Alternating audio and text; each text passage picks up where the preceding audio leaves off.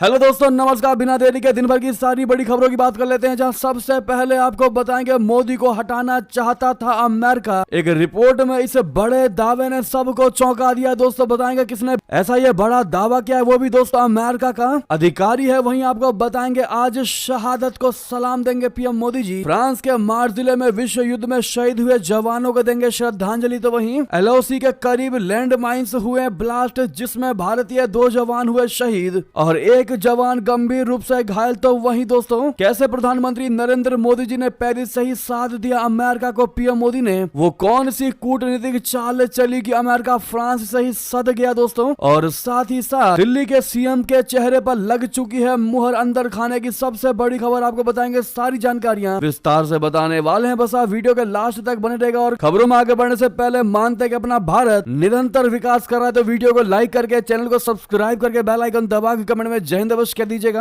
अब बात कर लेते हैं पहली और सबसे बड़ी खबर की, जहां पर दोस्तों अमेरिकी पूर्व अधिकारी ने बहुत बड़ा दावा कर दिया। मोदी को हटाना चाहता था अमेरिका। दुनिया भर के चुनावों में यूएसएड की बहुत बड़ी दखल की, बहुत बड़ी दावेदारी दोस्तों पूर्व इस अमेरिकी अधिकारी का। बता दें एक दिन पहले भारतीय जनता पार्टी के सांसद निशिकांत दुबे ने अमेरिकी संस्था यूएसएआईडी बोले तो यूएसएड द्वारा भारत को विभाजित करने के लिए विभिन्न संस्थाओं को धन दिए जाने का दावा किया था। उन्होंने सोमवार को अपनी सरकार से मांग करते हुए कहा कि इस मामले में जांच कराई जाए और दोषी पाए लोगों को जेल में डाला जाए। अब दुबे के दावे को अमेरिका के एक पूर्व अधिकारी के खुलासे से और बल मिलेगा। दरअसल अमेरिका के पूर्व विदेश विभाग अधिकारी माइक बेंज ने आरोप लगाया है कि अमेरिका ने भारत और बांग्लादेश सहित कई देशों की आंतरिक राजनीति में दखल दिया है। उन्होंने कहा कि अमेरिका ने मीडिया प्रभाव, सोशल मीडिया सेंसरशिप और विपक्षी आंदोलनों को वित्तीय सहायता के माध्यम से इन देशों की राजनीति को प्रभावित किया। बेंच का दावा है कि अमेरिकी सरकार से जुड़ी संस्थाओं ने लोकतंत्र को बढ़ावा देने की आड़ में चुनावों को प्रभावित करने, सरकारों को अस्थिर करने और अपने रणनीतिक हितों के अनुरूप विदेशी सरकार बनाने का काम किया है। जी हां, टाइम्स ऑफ इंडिया की रिपोर्ट के मुताबिक बेंच ने आरोप लगाया कि अमेरिकी विदेश नीति से जुड़े इस कांड में यूएसआईडी, थिंक टैंक और बड़ी टेक्नोलॉजी कंपनियां शामिल है, जिन्होंने भारत के 2019 के आम चुनावों को प्रभावित करने का प्रयास किया। उनका कहना है कि इन समूह ने प्रधानमंत्री नरेंद्र मोदी जी और भाजपा के खिलाफ चुनावी नैरेटिव तैयार किया। उन्होंने कहा कि अमेरिकी संगठनों ने इस धारणा को बढ़ावा दिया कि मोदी की राजनीति सफलता गलत सूचनाओं की वजह से है। इसके आधार पर व्यापक सेंसरशिप का वातावरण तैयार किया। तो दोस्तों देखा आपने, इस अमेरिकी पूर्व अधिकारी ने कितना बड़ा दावा कर दिया है दोस्तों कि 2019 में प्रधानमंत्री नरेंद्र मोदी जी की सरकार को गिराने की कोशिश की गई थी और ये कोशिश 2024 के लोकसभा चुनाव में भी किया गया था। ऐसे में इन रिपोर्ट के दावों से आप कह सकते हैं कि कुछ एजेंसियां हैं जो भारत की मोदी सरकार के पीछे लगी हुई है ताकि इनकी सरकार गिर सके। अब ऐसे में इस रिपोर्ट और इस दावे के बाद दोस्तों आपकी क्या राय होने वाली है प्रधानमंत्री नरेंद्र मोदी जी के खिलाफ चलाने वाले इन नैरेटिव्स को आप कैसे जवाब देना चाहेंगे दोस्तों, अवश्य बताइएगा कमेंट में लिखकर। देखते हैं भारत की प्रिय जनता की क्या है राय और क्या वो आगे भी प्रधानमंत्री नरेंद्र मोदी की ही सरकार चाहते हैं या नहीं, बताना बिल्कुल मत भूलिएगा, ताकि आपके कमेंट से उन सारे नेगेटिव नैरेटिव्स को जवाब मिल सके जो भारत के खिलाफ, खास करके मोदी सरकार के खिलाफ साजिशें रचने की कोशिश कर रहे हैं। तो वहीं दोस्तों बड़ी खबर आपको बताते, जहां आज प्रधानमंत्री मोदी जी फ्रांस के मार्च जिले में विश्व युद्ध में शहीद हुए जवानों को देंगे श्रद्धांजलि। जी हां, प्रधानमंत्री नरेंद्र मोदी जी जैसा कि आपको पता है आज भी फ्रांस के दौरे पर है। मंगलवार को पीएम एआई समिट में शामिल हुए। बुधवार को प्रधानमंत्री मार्च जिले में मेजरगिस वार सेमेंट्री जाएंगे। यहाँ एक स्मारक है जो कि विश्व युद्ध में सर्वोच्च बलिदान देने वाले भारतीय सैनिकों की स्मृति में बना हुआ है, याद में बना हुआ है। यहाँ प्रधानमंत्री शहीद वीर सपूतों को श्रद्धांजलि देंगे। उनके साथ फ्रांस के राष्ट्रपति इमैनुअल मैक्रोन भी मौजूद रहेंगे। ऐसा पहली बार नहीं है जब प्रधानमंत्री मोदी जी ने विदेशी सरजमी पर भारतीय सैनिकों के सर्वोच्च बलिदान को याद किया हो। तकरीबन हर विदेशी दौरे पर पीएम मोदी जी स्मारकों पर जाकर विदेशी सरजमी की रक्षा के लिए प्राण न्यौछावर करने वाले भारत माता के वीर सपूतों को श्रद्धांजलि देते आए हैं। नवंबर 2014 में ऑस्ट्रेलिया दौरे पर प्रधानमंत्री मोदी जी ने कैनबरा में ऑस्ट्रेलियाई युद्ध स्मारक जाकर शहीदों को श्रद्धांजलि दी थी। जी हाँ, अगली और सबसे बड़ी खबर आपको बता दें, जहां जम्मू कश्मीर में अखनूर सेक्टर में एलओसी के पास आईईडी ब्लास्ट, आर्मी कैप्टन समेत 2 जवान शहीद। दोस्तों बड़ी दुखद खबर आ रही है, बता दें जम्मू कश्मीर के अखनूर में मंगलवार को एक आतंकी हमले में आर्मी कैप्टन समेत सेना के 2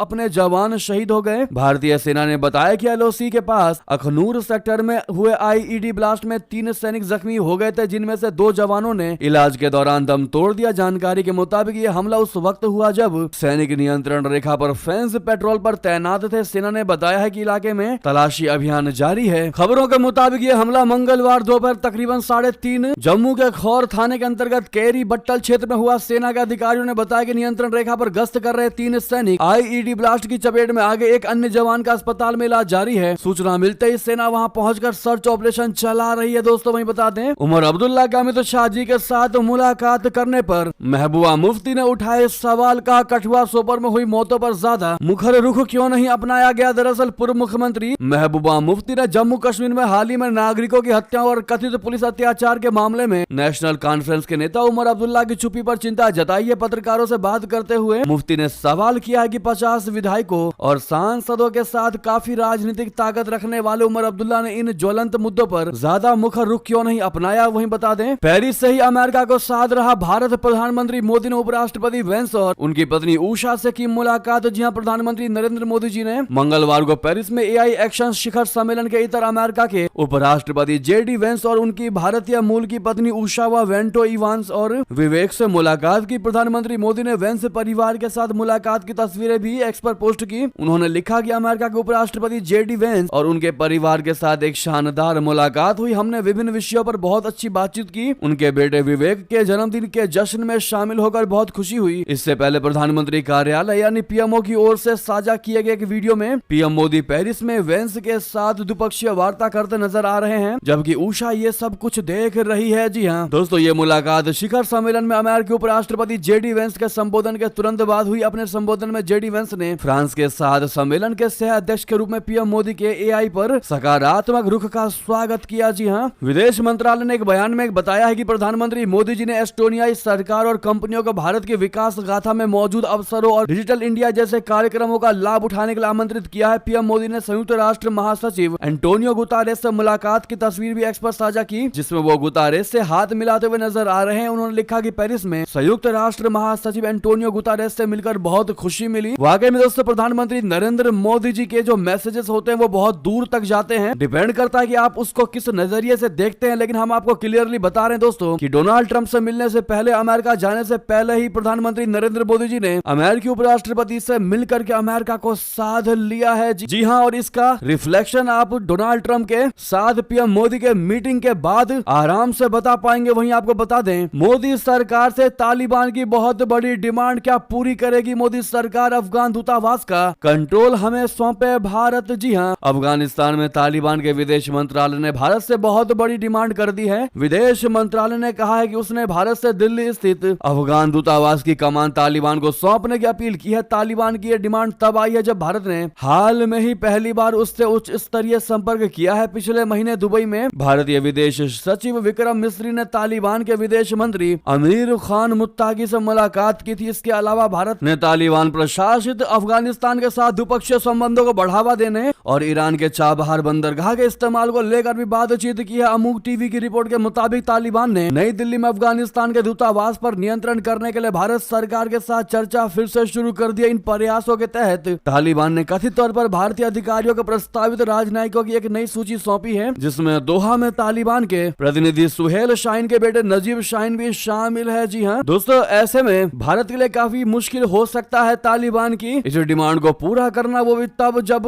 बड़े बड़े देशों ने तालिबान की सरकार को अब तक एक्सेप्ट नहीं किया अफगानिस्तान में। ऐसे में दूतावास का कंट्रोल तालिबानियों को देना वाकई में भारत के लिए बहुत बड़ी मुश्किल खड़ी कर सकता है। आप क्या जवाब देना चाहेंगे दोस्तों? आपकी इस पर क्या राय है? क्या भारत सरकार को, भारत की मोदी सरकार को तालिबान की इस बड़ी डिमांड को माननी चाहिए या बिल्कुल भी नहीं? बताना मत भूलिएगा, सुझाव जरूर दीजिएगा। वहीं बता दें, आखिर पाकिस्तान कौन सी खिचड़ी पका रहा है? भारत के करीबी इस मुस्लिम देश में पहुंचे शहबाज शरीफ। जी हाँ, संयुक्त अरब अमीरात के राष्ट्रपति शेख मोहम्मद बिन जायद अल नहयान ने इस्लामिक रिपब्लिक ऑफ पाकिस्तान के प्रधानमंत्री मोहम्मद शहबाज शरीफ से मंगलवार को अबू धाबी में मुलाकात की। दरअसल शहबाज शरीफ विश्व सरकार शिखर सम्मेलन 2025 में भाग लेने के लिए यूएई की यात्रा पर हैं। यह शिखर सम्मेलन 11 से 13 फरवरी 2025 तक दुबई में आयोजित की जा रही है और इसका मुख्य विषय भविष्य की सरकारों को आकार देना है। अबू धाबी के कसर अल शादी में हुई बैठक के दौरान यूएई और पाकिस्तान के बीच सहयोग को मजबूत करने के तरीकों पर चर्चा हुई, जिसमें आर्थिक, व्यापार और विकास क्षेत्रों पर ध्यान केंद्रित किया गया, जो दोनों देशों के सतत आर्थिक विकास और समृद्धि से जुड़े हैं। आपसी हितों को ध्यान में रखते हुए निवेश और व्यापार के अवसरों की खोज की गई है। तो उधर आपको बता दें, इमरान खान ने आर्मी चीफ मुनीर पर कसा तंज, कहा बच्चे भी जानते हैं कि पाकिस्तान को कौन चला रहा है। जेल में बंद पाकिस्तान के पूर्व प्रधानमंत्री इमरान खान ने कहा है कि यहां तक कि बच्चा भी जानता है कि पाकिस्तान को सेना प्रमुख यानी आर्मी चीफ जनरल असीम मुनीर चला रहे हैं। इमरान खान ने सोमवार को एक्स पर एक पोस्ट में कहा कि मैं डीजी ISPR यानी सैन्य शाखा के प्रवक्ता को बताना चाहता हूं कि सेना की विश्वसनीयता नष्ट की जा रही है। हालांकि सेना राजनीति में हस्तक्षेप नहीं करने का दावा करती है, लेकिन यहां तक कि बच्चा भी जानता है कि सेना प्रमुख देश चला रहे हैं। विभिन्न मामलों में अगस्त 2023 से जेल में बंद इमरान खान ने कहा कि देश को मोहसिन नकवी जैसे दलालों के हवाले कर दिया गया है, जिन्होंने कभी पार्षद का चुनाव तक नहीं लड़ा, लेकिन अब वो क्रिकेट से लेकर आंतरिक और बाहरी मामलों तक सब कुछ नियंत्रित कर रहे हैं। तो उधर आपको बता दें, अमेरिका के बाद अब ब्रिटेन में भी अप्रवासियों पर नकेल, ताबड़तोड़ छापेमारी, 600 से अधिक को पकड़ लिया गया है। बता दें, अवैध अप्रवासियों को लेकर अब ब्रिटेन भी अमेरिका की राह पर चल पड़ा है। ब्रिटेन में ताबड़तोड़ छापेमारी की शुरुआत हो चुकी है और देश में अवैध रूप से रह रहे लोगों को पकड़ा जा रहा है। अमेरिका की तरह ही ब्रिटेन में भी भारतीयों को पकड़ा जा रहा है। कई भारतीय रेस्टोरेंट में छापेमारी हुई है और मुमकिन है कि ब्रिटेन से भी अवैध अप्रवासियों से भरा विमान जल्द भारत भेजा जा सकता है। अधिक दिन नहीं बीते जब अमेरिका से अवैध अप्रवासियों को लेकर विमान भारत पहुंचा था, अब ऐसा ही विमान ब्रिटेन से भी आ सकता है। ब्रिटेन में अवैध रूप से रह रहे अप्रवासियों के खिलाफ बड़ा अभियान चलाया जा रहा है। बॉर्डर फोर्स और पुलिस लगातार छापेमारी कर रही है। ब्रिटेन के निशाने पर अवैध रूप से ब्रिटेन आए भारतीय भी हैं। बताया जा रहा है कि नेल बार और कार वॉश सेंटर पर छापेमारी हुई। 609 लोगों को गिरफ्तार किया जा चुका है। ब्रिटेन में इंटेलिजेंस के जरिए अवैध रूप से रह रहे अप्रवासियों की जानकारी ली जा रही है। उसके बाद छापेमारी की कार्रवाई शुरू की गई है। अगली खबर बता दें, राहुल गांधी लखनऊ कोर्ट में तलब सेना पर की थी विवादित टिप्पणी। 24 मार्च को होगी सुनवाई। जी हां, लोकसभा में कांग्रेस के नेता प्रतिपक्ष राहुल गांधी को उनकी भारत जोड़ो यात्रा के दौरान भारतीय सेना के खिलाफ कथित अपमानजनक टिप्पणी के सिलसिले में लखनऊ की एक अदालत ने तलब किया है। राहुल गांधी को मार्च के अंतिम सप्ताह में लखनऊ MP MLA कोर्ट के समक्ष पेश होना होगा। एक विशेष अदालत जो सांसदों और विधायकों के खिलाफ मामलों की सुनवाई कर सकती है। सीमा सड़क संगठन के पूर्व निदेशक उदय शंकर श्रीवास्तव ने राहुल गांधी के खिलाफ शिकायत दर्ज कराई थी, जिसके आधार पर मामला दर्ज किया गया था। राहुल गांधी ने जाहिर तौर पर 16 दिसंबर 2022 को अपनी भारत जोड़ो यात्रा के दौरान भारतीय सेना पर टिप्पणी की थी। जी हां, और टिप्पणी करते हुए कहा था कि लोग भारत जोड़ो यात्रा के बारे में क्या क्या पूछेंगे, लेकिन चीनी सैनिकों द्वारा हमारे सैनिकों की पिटाई के बारे में एक बार भी सवाल नहीं पूछेंगे। जो वाकई में दोस्तों राहुल गांधी का ये बयान सेनाओं के लिए तो बिल्कुल भी एक्सेप्टेबल नहीं है। वहीं आपको बता दें, पाकिस्तानी सांसदों के वेतन में 138% का इजाफा। हर महीने कितनी तनख्वाह पाएंगे माननीय, बता दें, पाकिस्तान के सांसदों ने मंगलवार को एक विधेयक पारित कर दिया, जिससे उनका वेतन पाकिस्तानी मुद्रा में 2,18,000 रुपए से दुगना से भी अधिक यानी 5,19,000 रुपए, यानी अगर भारतीय मुद्रा में बात करें तो 1,62,000 रुपए हो जाएगा। पाकिस्तान मुस्लिम लीग नवाज सांसद रोमीना खुर्शीद आलम ने नेशनल असेंबली में संसद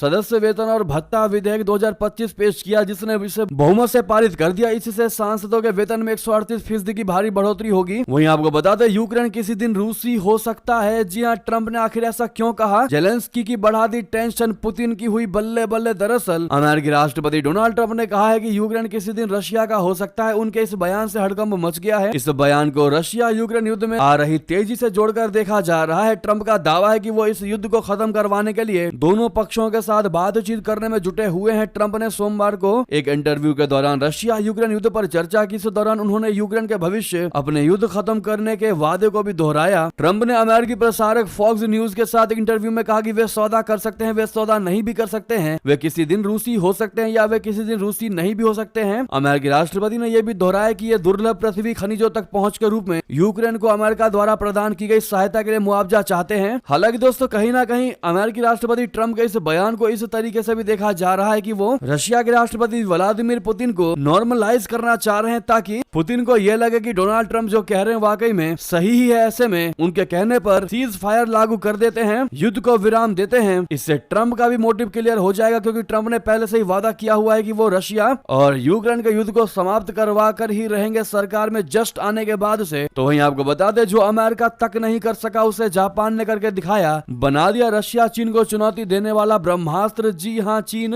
और उत्तर कोरिया से बढ़ते खतरों के बीच जापान तेजी से हाइपरसोनिक हथियार कार्यक्रम को आगे बढ़ा रहा है। इस महीने जापान के रक्षा मंत्रालय ने घोषणा की है कि उसने अपने द्वीपीय रक्षा हाइपरसोनिक ग्लाइड वाहन यानी HGV के लिए सफलतापूर्वक उड़ान परीक्षण विश्लेषण किए हैं। जापानी भाषा की घोषणा के मुताबिक खतरों को जल्दी और लंबी दूरी पर बेअसर करने के लिए डिजाइन की गई स्टैंडर्ड ऑफ मिसाइलों ने सफलतापूर्वक अपने अपेक्षित उड़ान प्रदर्शन का प्रदर्शन किया। जापान का HGV रिसर्च 2025 के अंत तक पूरा हो जाएगा। हालांकि इससे 2 साल पहले यानी 2023 से इसका बड़े पैमाने पर उत्पादन शुरू हो चुका है। दोस्तों वही बता दें, ट्रैक्टर ट्रैंक्स के साथ ब्रिटेन की राजधानी लंदन आखिर क्यों घेरने पहुंचे सैकड़ों किसान। बता दें, भारत की राजधानी दिल्ली में 2020-21 में किसानों ने ट्रैक्टर ट्रॉली के साथ विरोध प्रदर्शन किया था। कुछ ऐसा ही नजारा अभी ब्रिटेन की राजधानी लंदन में देखा जा रहा है। भारी संख्या में किसान सोमवार को ट्रैक्टर ट्रैंक्स के साथ लंदन पहुंच गए। कुछ दिनों पहले उन्होंने राजधानी की तरफ मार्च का ऐलान किया था। वे कीर स्टारमर सरकार के न्यू इनहेरिटेंस टैक्स प्लान का विरोध कर रहे हैं, जिसमें 1 मिलियन पाउंड से ज्यादा कीमतों के कृषि उत्पादों पर 20% टैक्स लगाने का प्लान है। ब्रिटिश किसान सोमवार को सैकड़ों ट्रैक्टर्स और टैंक्स के साथ सेंट्रल लंदन में पार्लियामेंट स्क्वायर तक पहुंच गए। मसलन मिलिट्री टैंक्स किसानों के समर्थन में रैली में शामिल हुए। टैंक्स पर यह भी लिखा जा सकता है कि हम अपने किसानों के साथ है। कुछ इसी तरह का नजारा लगभग हर साल यूरोपीय देशों जैसे कि France, Germany, Belgium, Spain, Italy और पोलैंड में सैकड़ों किसान ट्रैक्टर के साथ सड़कों पर विरोध मार्च के लिए उतरते हैं। कोई और देश आपको पता हो दोस्तों तो आप लोग कमेंट में जरूर लिखिएगा। वहीं आपको बता दें, AI से लैस है भारत की संसद, मुरीद हुए मालदीव के स्पीकर। इस काम के लिए ओम बिरला से मांगी मदद। जी हां, मालदीव की संसद के स्पीकर अब्दुल रहीम अब्दुल्ला ने अपने संसदीय शिष्टमंडल के साथ मंगलवार को लोकसभा की कार्यवाही देखी। इस दौरान लोकसभा अध्यक्ष ओम बिरला ने मंगलवार सुबह सदन की कार्यवाही आरंभ होने पर लोकसभा कक्ष की अतिथि दीर्घा में बैठे मालदीव की पीपुल्स मजलिस के स्पीकर अब्दुल रहीम अब्दुल्ला और उनके साथ भारत आए प्रतिनिधि मंडल का स्वागत किया। पूरे सदन ने मेजे थपथपाकर मेहमानों का अभिवादन किया। मालदीव के स्पीकर अब्दुल रहीम अब्दुल्ला ने भारतीय संसद में डिजिटलीकरण और तकनीक के इस्तेमाल की सराहना की। उन्होंने खास तौर पर आर्टिफिशियल इंटेलिजेंस यानी AI के इस्तेमाल को लेकर लोकसभा अध्यक्ष ओम बिरला से चर्चा की। मालदीव के स्पीकर ने लोकसभा अध्यक्ष से अनुरोध किया कि भारतीय संसद मालदीव की मजलिस को भी डिजिटल आर्काइविंग में सहयोग दे ताकि उनके संसदीय रिकॉर्ड को आधुनिक तकनीक से संरक्षित किया जा सके। इस पर लोकसभा अध्यक्ष ओम बिरला ने आश्वासन दिया कि मालदीव की संसद को हर संभव तकनीकी सहायता दी जाएगी। वहीं बता दें, राफेल लड़ाकू विमान ने ईरान के शाहिद ड्रोन को हवा में ही उड़ा डाला। कैमरे में कैद हुआ वीडियो। दोस्तों, फ्रांसीसी वायुसेना ने हाल ही में ही एक अविश्वसनीय वीडियो शेयर किया है। इस वीडियो में राफेल लड़ाकू विमान को ईरान के शाहिद कामिकेज ड्रोन को नष्ट करते दिखाया गया है। ये वीडियो राफेल उड़ा रहे पायलट के हेड अप डिस्प्ले में रिकॉर्ड हुआ है। ये पहली बार है जब किसी लड़ाकू विमान ने ईरानी ड्रोन को मार गिराने का वीडियो जारी किया है। ईरान के शाहिद ड्रोन को यमन के हुती विद्रोही ऑपरेट कर रहे थे। इसे ईरान के सबसे शक्तिशाली ड्रोन में गिना जाता है। वीडियो में राफेल के टारगेटिंग सिस्टम को ड्रोन को लॉक करते हुए दिखाया गया। ये राफेल की उन्नत ट्रैकिंग क्षमताओं को प्रदर्शित करती है। वहीं बता दें, भारत से पंगा लेकर बुरा फंसा बांग्लादेश, मोहम्मद यूनुस सरकार के पसीने छुड़ा देगा ये रिपोर्ट कार्ड। दोस्तों, दुनिया की सबसे तेजी से बढ़ती अर्थव्यवस्थाओं में शामिल बांग्लादेश की स्पीड धीमी पड़ने लगी है। 4 सालों में उसकी अर्थव्यवस्था सबसे निचले स्तर पर आ गई है और आगे भी फिलहाल हालात बेहतर होने के आसार नहीं है। बांग्लादेश ब्यूरो ऑफ स्टैटिस्टिक्स ने बताया कि 2024 में बांग्लादेश की GDP ग्रोथ रेट 4.22% रही है। बांग्लादेश के बैंक भी देश की हालात को देखकर चिंतित हैं। सेंट्रल बैंक और बांग्लादेश बैंक जैसी देश की प्रतिष्ठित संस्थाओं का अनुमान है कि 2025 में भी हालात कुछ बेहतर रहने की उम्मीद नहीं है। दोनों बैंक ने इस साल GDP ग्रोथ रेट 4 से 5% के बीच रहने का अनुमान बताया है। हालांकि वर्ल्ड बैंक और इंटरनेशनल मॉनेटरी फंड को ऐसा नहीं लगता। वाकई में दोस्तों, भारत से पंगे लेकर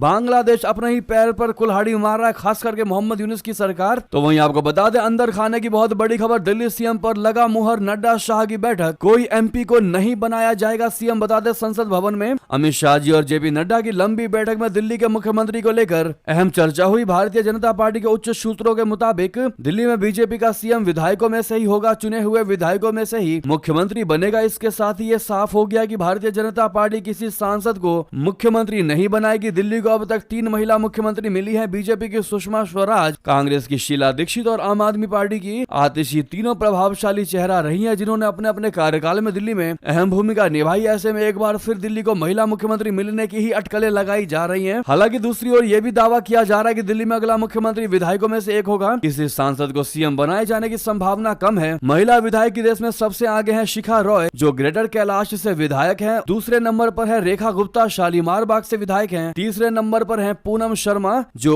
दिल्ली के वजीरपुर से विधायक, और वहीं नीलम पहलवान, जो नजफगढ़ की विधायक, भी इस रेस में शामिल हैं। यानी कि दिल्ली में इन्हीं महिला विधायक में से कोई एक मुख्यमंत्री बनाया जा सकता है। तो वहीं चुनाव आयोग को सुप्रीम कोर्ट का निर्देश, कहा EVM का डेटा डिलीट ना करे। जी हां, चुनाव आयोग और EVM से जुड़े सत्यापन प्रक्रिया को लेकर सुप्रीम कोर्ट ने मंगलवार को एक महत्वपूर्ण आदेश जारी किया। कोर्ट ने स्पष्ट निर्देश दिया है कि चुनाव आयोग से जुड़ी कोई भी जानकारी या डेटा, विशेषकर ईवीएम यानी इलेक्ट्रॉनिक वोटिंग मशीन से संबंधित डेटा को ना तो मिटाया जाए और ना ही पुनः लोड किया जाए। ये आदेश एसोसिएशन फॉर डेमोक्रेटिक रिफॉर्म्स यानी एडीआर द्वारा दायर की गई याचिका के संबंध में आया है। कोर्ट ने इस मामले में चुनाव आयोग से 15 दिनों में जवाब दाखिल करने को कहा है। उधर आपको बता दें, जल थल नभ में 133 एम्बुलेंस, माइनर ऑपरेशन से मेजर सर्जरी तक के इंतजाम। महाकुंभ में माघ पूर्णिमा स्नान की पूरी तैयारी की बड़ी खबर बता दें। महाकुंभ में माघ पूर्णिमा स्नान के मद्देनजर बड़ी संख्या में आ रहे श्रद्धालुओं की सुरक्षा और स्वास्थ्य को लेकर योगी सरकार ने व्यापक तैयारी कर ली है। मुख्यमंत्री योगी आदित्यनाथ जी के निर्देश पर महाकुंभ क्षेत्र के साथ ही शहर और मंडल के सभी अस्पताल हाई अलर्ट मोड में रहेंगे। श्रद्धालुओं की सुरक्षा सुनिश्चित करने के लिए जल थल और नभ से निगरानी की जा रही है, जिसके तहत 133 एम्बुलेंस को तैनात किया गया है, जो किसी भी आपात स्थिति में तत्काल राहत पहुंचाने का काम करेगी। इसमें 125 एम्बुलेंस के अलावा 7 रिवर एम्बुलेंस और 1 एयर एम्बुलेंस विशेष रूप से तैनात की गई है। साथ में 13 जनवरी तक के लिए नो व्हीकल जोन घोषित किया गया। इन 7 रूटों पर आप खड़ी कर सकते हैं वाहन, जो है Jaunpur route, Varanasi route, Mirzapur route, Rewa Banda Chitrakoot route, Kanpur Kaushambi route, Lucknow Kunda route और अयोध्या प्रतापगढ़ रूट। जी हाँ, आप इन जगहों पर अपनी गाड़ियों की पार्किंग कर सकते हैं। जी हाँ, साथ ही साथ आपको बड़ी खबर बता दें, जहां डाक विभाग में 10वीं पास के लिए 21,000 प्लस पदों पर निकाली गई है जीडीएस की भर्ती। आवेदन शुरू हो चुके हैं। जी हाँ, इस साल की एक बड़ी भर्ती निकली गई है। डाक विभाग ने ग्रामीण डाक सेवक यानी जीडीएस शेड्यूल 1 जनवरी 2025 का भर्ती नोटिफिकेशन जारी कर दिया गया है। इंडिया पोस्ट जीडीएस नई भर्ती में फॉर्म भरने की प्रक्रिया भी 10 फरवरी से चालू हो चुकी है। ऐसे में इस भर्ती में शामिल होने के इच्छुक उम्मीदवार आधिकारिक वेबसाइट इंडिया पोस्ट GDSonline.gov.in पर ऑनलाइन अप्लाई कर सकते हैं। आवेदन पत्र भरने की अंतिम तिथि 3 मार्च 2025 है। इसी दिन तक आवेदन शुल्क का भुगतान भी किया जा सकेगा। जी हाँ, बाकी पूरी जानकारी आप स्क्रीन पर देख ही पा रहे हैं। दोस्तों, योग्यता क्या होनी चाहिए? तो योग्यता ऐसी होनी चाहिए कि उम्मीदवार का किसी भी मान्यता प्राप्त बोर्ड से 10वीं पास होना चाहिए। साथ ही अभ्यर्थी जिस राज्य से आवेदन कर रहे हैं उसकी स्थानीय भाषा का उन्हें निपुण होना भी जरूरी है। तो वहीं दोस्तों, आपको बता दें, आप लोगों के काफी कमेंट्स आए थे कि गोल्ड पर खबर बताने के लिए। तो आपको बता दें, पहली बार 86,000 रुपए के पार पहुंच गया सोना। आखिर क्यों आ रही है इतनी तेजी? आपके सवालों का जवाब हम देते हैं। दोस्तों, हर दिन सोना नया रिकॉर्ड बना रहा है। परसों सोना 85,000 प्रति 10 ग्राम के पार पहुंचा था, जबकि कल MCX पर गोल्ड के रेट 86,000 रुपए प्रति 10 ग्राम के पार पहुंच गए। सोने की कीमत में ये उछाल कई कारणों से आई है। सोने का आज वायदा भाव 86,360 रुपए के ऑल टाइम हाई पर था, लेकिन शाम तक सोने के भाव में कल गिरावट आई और 586 रुपए घटकर 85,230 रुपए पर बंद हुआ। आपको बता दें दोस्तों, अमेरिका चीन के बीच ट्रेड वॉर और राष्ट्रपति ट्रंप की ओर से नए टैरिफ प्लान के बाद निवेशकों को सोने जैसा सुरक्षित निवेश नजर नहीं आ रहा है, जिस कारण इसके दाम तेजी से बढ़ रहे हैं। फेडरल रिजर्व की ओर से रेट में उछाल किए जाने के कारण गोल्ड में निवेश के बारे में लोग ज्यादा सोच रहे हैं। टैरिफ के कारण इंपोर्ट कॉस्ट बढ़ने का डर है, जिस कारण सोना निवेश का एक अच्छा ऑप्शन दिखाई दे रहा है। रुपया लगातार कमजोर हो रहा है और डॉलर मजबूत हो रहा है। रुपए के अभी और गिरने के आसार हैं, जिस कारण गोल्ड एक आकर्षक विकल्प बन गया है। जी हाँ, किसी ने हमसे ये पूछा था कि कब सस्ता होगा सोना अगर उसके लगातार रेट बढ़ रहे हैं, तो क्या